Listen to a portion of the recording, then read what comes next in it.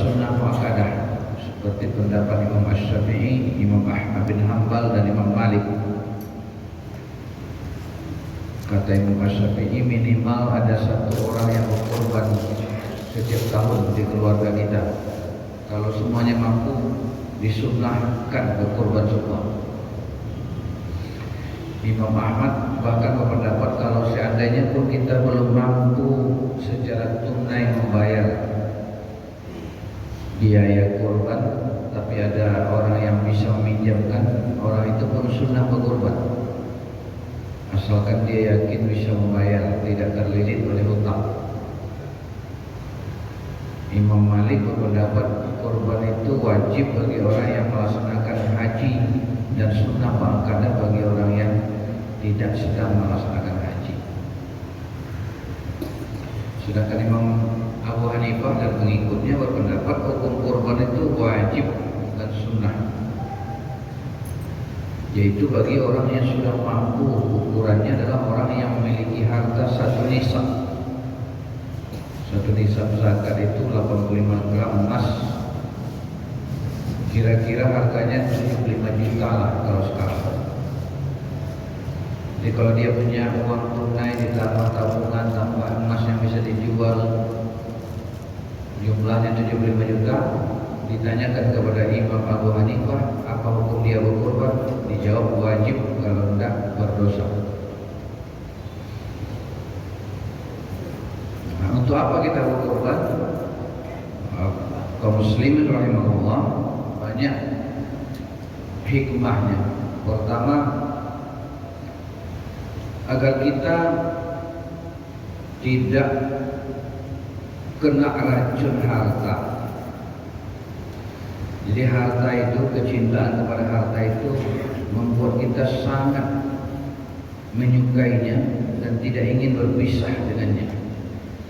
Wa tuhibbunal mala hubban jamma, dan kamu mencintai harta dengan kecintaan yang sangat. Akibatnya kita tidak ingin berpisah dari harta kita itu. Ini penyakitnya racun. Dengan berkorban dan membayar sedekah, zakat, infak dan sebagainya, maka racun harta itu bisa kita netralisir.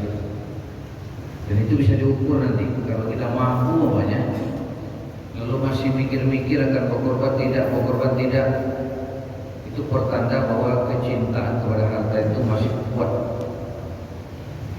sangat kuat dalam diri kita.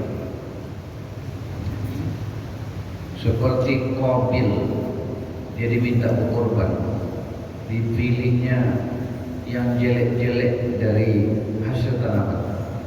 Itu pertanda dia sangat suka, sangat tidak ingin berpisah dengan hartanya yang baik-baik. Nah, korbannya ditolak. Habil, dia pilih kambing domba yang sangat dia sukai, itu yang dia korbankan kepada Allah SWT. Itu pertanda bahwa ketika Allah meminta, kecintaan kepada harta itu kalah. Tapi ketika Allah meminta berkorbanlah setelah kami berikan kepada kamu nikmat yang banyak, kita masih susah berkorban. Nah, berarti kecintaan kepada harta mengalahkan kepatuhan dan kecintaan kepada Allah Subhanahu wa Ta'ala. Jadi kita diuji dengan kurban ini. Apakah kita akan menjadi Qabil atau menjadi Habil? Kalau Qabil masih mendingan itu, dia berkorban walaupun yang jelek-jelek. Nah, kalau tidak berkorban sama sekali itu lebih parah dari Qabil. Ya? Lebih parah dari Qabil.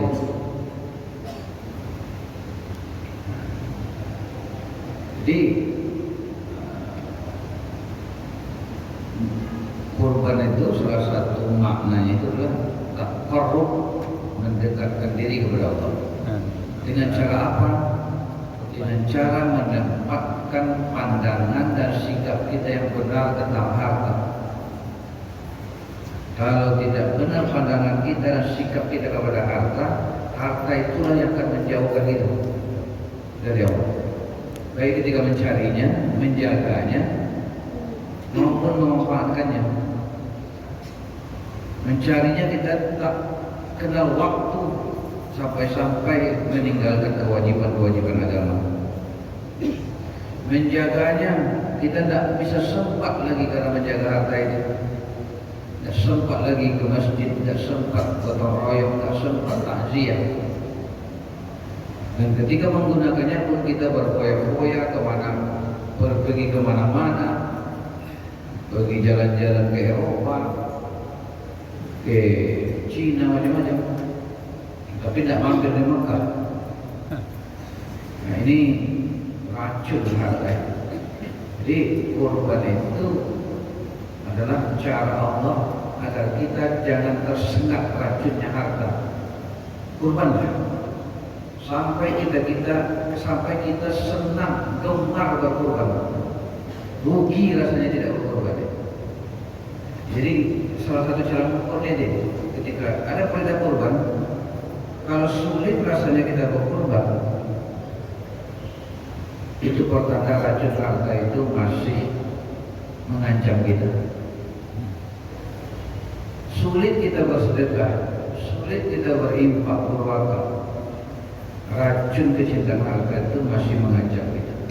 Tapi kalau mudah saja kita rasanya berkorban itu, berinfak, bersedekah, berwakaf, itu pertanda kita terhindar dari racunnya harta. Karena waktu yang terbatas, banyak maaf dan terima kasih. Wabillahi taufiq wal hidayah. Wassalamualaikum warahmatullahi wabarakatuh. Waalaikumsalam.